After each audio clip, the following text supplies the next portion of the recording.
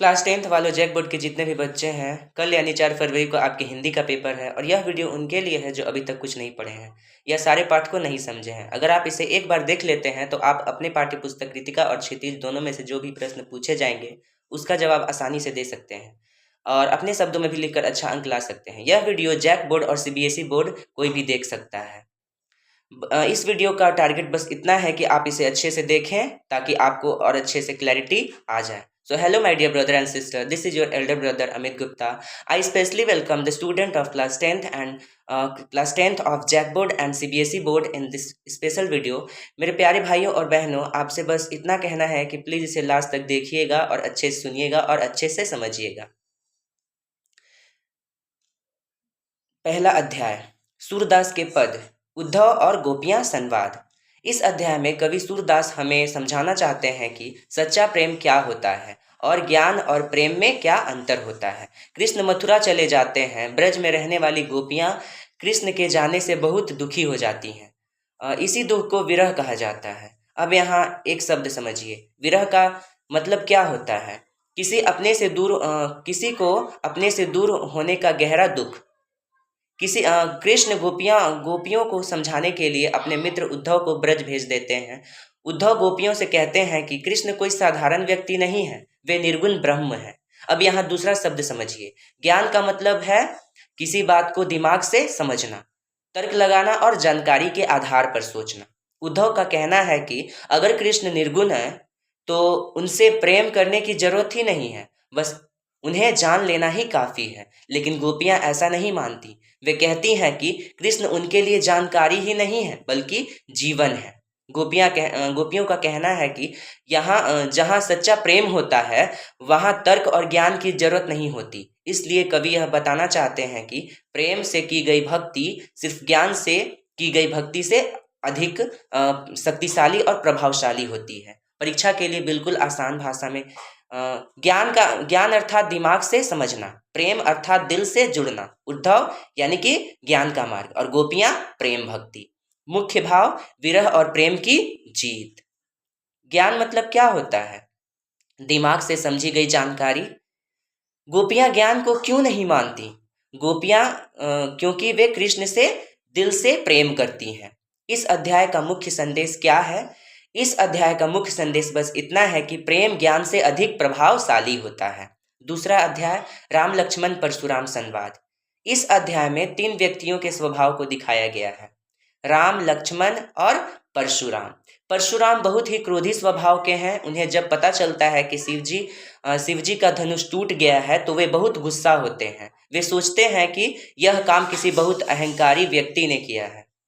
अब यहाँ शब्द समझिए, अहंकार का मतलब है अपने आप को बहुत बड़ा समझना। लक्ष्मण परशुराम के क्रोध से डरते नहीं हैं, वे बहुत निर्भीक होकर जवाब देते हैं। उनके उत्तरों में व्यंग भी होता है। लेकिन राम बिल्कुल शांत रहते हैं, वे किसी का अपमान नहीं करते, वे मर्यादित यानी कि मर्यादा में रहकर बात करते हैं। इस संवाद से हमें यह सिखाया गया है कि वीरता का मतलब बदतमीजी नहीं होता, शक्ति के साथ विनम्रता जरूरी होती है। परीक्षा के लिए आसान बिंदु, लक्ष्मण क्या है? वीर, निर्भीक, वाक्चतुर। राम क्या है? शांत, मर्यादित। परशुराम क्रोधी और अहंकारी। संदेश, संयम और मर्यादा सबसे बड़ी शक्ति है। पहला प्रश्न, लक्ष्मण का स्वभाव कैसा है? लक्ष्मण का स्वभाव निर्भीक और साहसी है। राम परशुराम से कैसे बात करते हैं? राम परशुराम से शांति और मर्यादा से बात करते हैं। इस अध्याय से हमें क्या शिक्षा मिलती है? इस अध्याय से हमें शिक्षा मिलती है कि शक्ति के साथ विनम्रता जरूरी है। तीसरा अध्याय, सवैया और कवित्व, ये सीबीएसई प्लस जैकबोर्ड दोनों में हटा दिया गया है। चौथा अध्याय, आत्मकथ्य की ओर बढ़ते हैं। इस कविता में कवि अपने बारे में लिखने से बचना चाहते हैं। कवि को लगता है कि अगर वह अपनी तारीफ खुद करेंगे तो यह दिखावा लगेगा। अब शब्द समझिए, आत्मकथ्य। आत्मकथ्य का मतलब क्या होता है? अपने जीवन की कहानी खुद लिखना आत्मकथ्य होता है।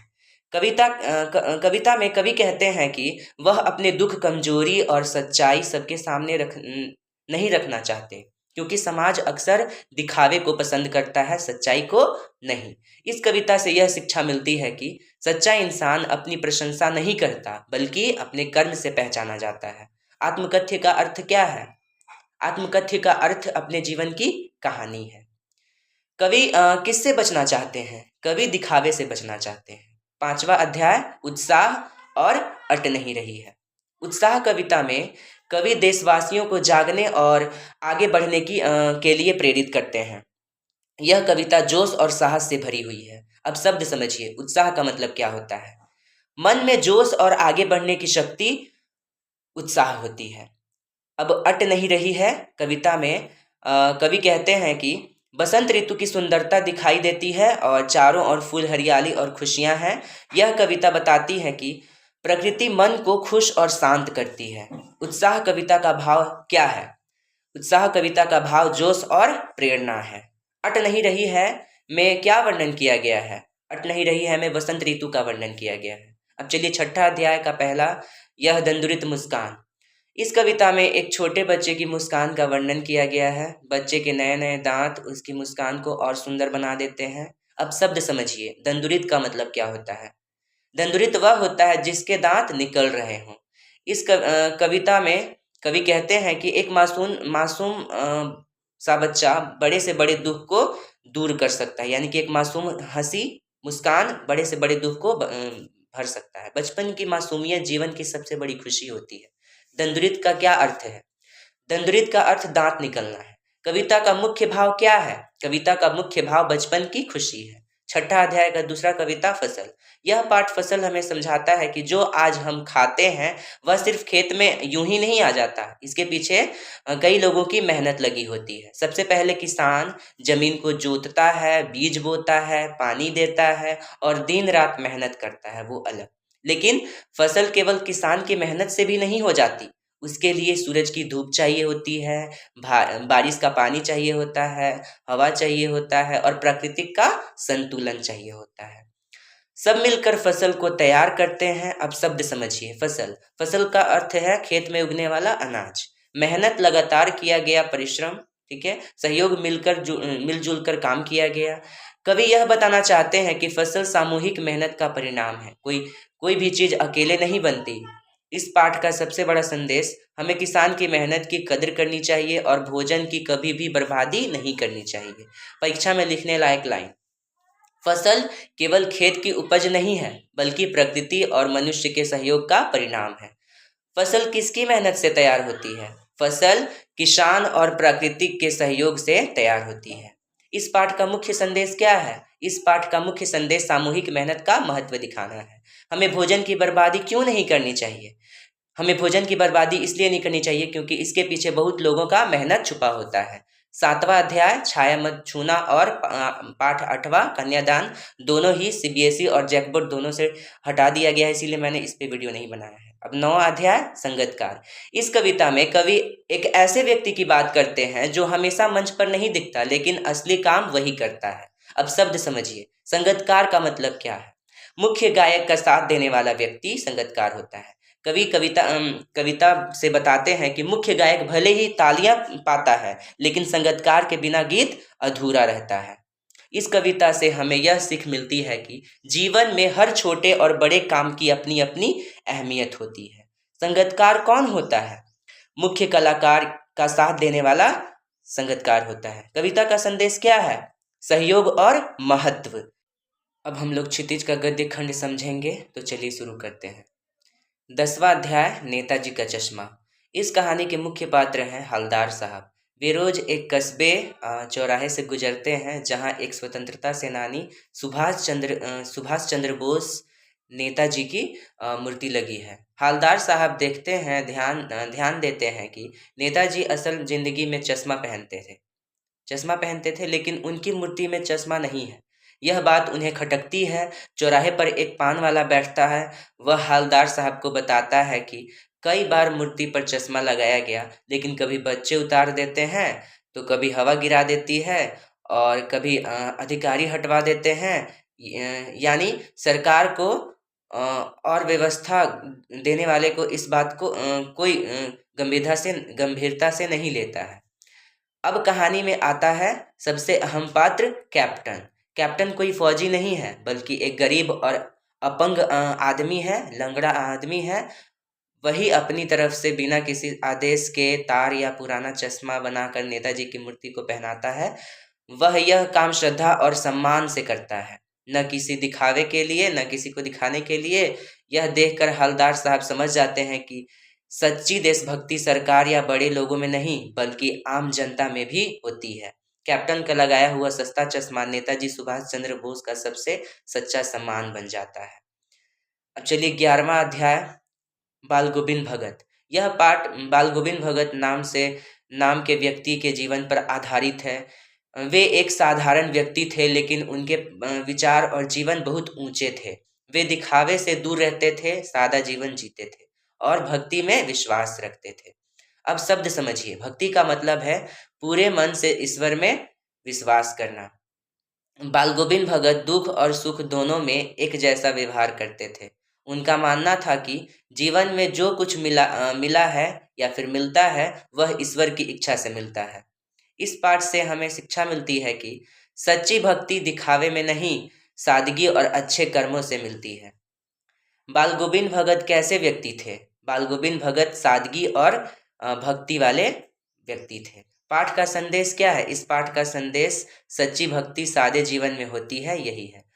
12वां अध्याय, लखनवी अंदाज। इस पाठ में लेखक ने लखनऊ शहर की तहजीब और शिष्टाचार वर्णन किया है। लखनऊ के लोग बात करने का तरीका, मेहमानों का स्वभाव, स्वागत और व्यवहार में बहुत नजाकत रखते हैं। अब शब्द समझिए। तहजीब का मतलब है संस्कारी और भव्य व्यवहार। लेखक बताता है कि कभी कभी यह शिष्टाचार इतना बढ़ जाता है कि काम करने में देर हो जाती है। इस पाठ से यह समझ में आता है कि शिष्टाचार अच्छा है।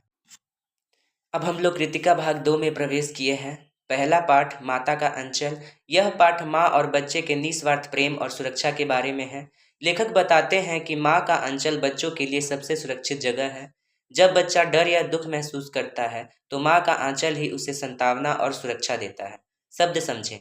आंचल यानी कि माँ का कपड़ा जो बच्चों को ढकता है और सुरक्षा देता है। सांत्वना यानी कि दिल को शांति और खुशी देना। मुख्य संदेश, माँ का प्यार निस्वार्थ होता है और जीवन की सबसे बड़ी सुरक्षा है।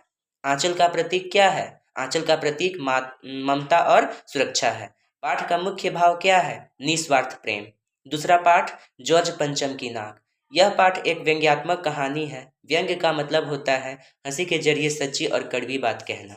कहानी में लेखक अंग्रेजी शासन के समय की मानसिकता पर चोट करते हैं। जॉर्ज पंचम अंग्रेजों का राजा था। भारत आज़ाद हो चुका है, लेकिन कुछ लोग अब भी अंग्रेजों की चीज़ों को बहुत ज़्यादा महत्व देते हैं। कहानी में जॉर्ज पंचम की मूर्ति की नाक टूट जाती है। अब समस्या ये नहीं है कि नाक टूट गई, समस्या यह है कि लोग उसे जोड़ने के लिए अनेकानेक प्रयास करने के लिए तैयार हैं। गलत जगहों से नाक लाने के लिए भी तैयार हो जाते हैं। अब शब्द समझिए। नाक यहाँ सिर्फ शरीर का अंग नहीं है, बल्कि अंग्रेजों की झूठी इज्जत और गुलामी की सोच का प्रतीक है। लेखक यह बताना चाहते हैं कि आज़ादी के बाद भी अगर हम विदेशी शासकों को बेकार का सामान देते रहेंगे तो हम सच्चे अर्थों में आज़ाद नहीं कहलाएंगे। मुख्य संदेश, सच्चा सम्मान देश और देशवासियों का होना चाहिए, न कि गुलामी की निशानियां होनी चाहिए। यह पाठ किस शैली में लिखा गया है?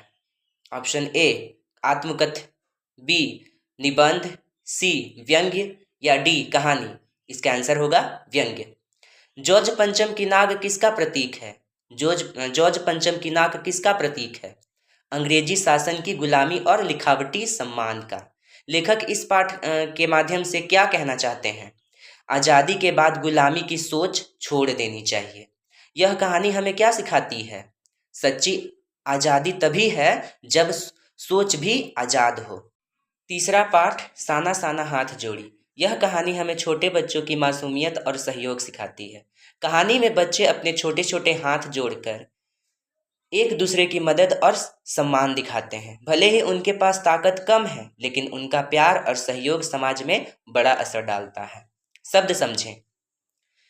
हाथ जोड़ी, नम्रता और आदर दिखाना। सहानुभूति, दूसरों के दुख या भावना को समझना। मासूमियत, सरल और निर्दोष सोच। मुख्य संदेश, छोटे छोटे काम भी समाज में प्यार और सहयोग बढ़ाते हैं। साना साना हाथ जोड़ी का प्रतीक क्या है? मासूम प्यार और सहयोग। कहानी का मुख्य संदेश क्या है? छोटे छोटे कामों से समाज में प्यार बढ़ता है। सहानुभूति का अर्थ क्या है? दूसरों के दुख या भावना को समझना। कृतिका में चौथा पाठ यही था। झूलनी हैरानी हो रामा सीबीएसई प्लस जैकपॉट दोनों में हटा दिया गया है, इसीलिए मैंने इसको छोड़ दिया है। पांचवा अध्याय मैं क्यों लिखता हूँ। इस पाठ में लेखक बताते हैं कि वह क्यों लिखते हैं। लेखक का कहना है कि वह केवल मन की बात दूसरों तक पहुँचाने के लिए लिखते हैं। वह दिखावे के लिए या तारीफ पाने के लिए नहीं लिखते। शब्द समझें। लेखक जो लिखता है। विचार मन की बात या संदेश। सत्य जो सही है और वास्तविक है। मुख्य संदेश लेखक का उद्देश्य सच्चाई और विचार साझा करना है, न कि तारीफ या प्रसिद्धि पाना। लेखक क्यों लिखता है? लेखक अपने विचार साझा करने के लिए लिखते हैं। लेखक दिखावे के लिए लिखते हैं या सच्चाई के लिए? लेखक हमेशा सच्चाई के लिए लिखते हैं। पाठ्य का मुख्य संदेश क्या है? पाठ्य का मुख्य संदेश विचार साझा करना और सच्चाई बताना है। अब हम लोग समाप्ति की ओर आ चुके हैं। हमारे दोनों किताब क्षितिज और कृतिका दोनों का जितना भी अध्याय आपके सिलेबस में था मैंने समझा दिया है, बता दिया है। मैं आशा करता हूँ कि आप पूरा वीडियो देख लिए हैं और मुझे पूरा विश्वास है कि आपको समझ में भी आ गया होगा। हर एक चैप्टर के बारे में हर एक एक्सप्लेनेशन को अच्छे से गौर किए होंगे। इस वीडियो के डिस्क्रिप्शन में मैंने पिछले सालों के कुछ प्रश्न उत्तर के साथ दिए हुए हैं, उसे भी आप अच्छे से पढ़ लीजिएगा और अच्छे से समझ लीजिएगा ताकि आप अच्छे से लिख सकें। मैं आपसे रिक्वेस्ट करता हूं कि अगर आपको यह वीडियो पसंद आया हो, थोड़ा भी अच्छा लगा हो और थोड़ा भी लगा होगा अंदर से कि हाँ हम कुछ समझें, तो इस वीडियो या आप अगर चाहते हैं कि ऐसा वीडियो मैं लाता रहूं और आपको अच्छे से समझाता रहूं सारे सब्जेक्ट में और आपकी एग्ज़ाम तक आपको मदद मिलती रहे, तो उसके लिए आप इस चैनल को सब्सक्राइब कर लें और इस वीडियो को लाइक कर दें और जितना भी वीडियो आपको दिखे उसका लाइक करते रहें। बेल आइकन को दबाना ना भूलें और वीडियो को जितना हो सके उतना शेयर कीजिए, अपने भाई बहनों को दीजिए। All the very best for your Hindi examination. आपकी हिंदी परीक्षा के लिए आपको बहुत बहुत शुभकामनाएं। Thank you very much for your very precious time. जय हिंद।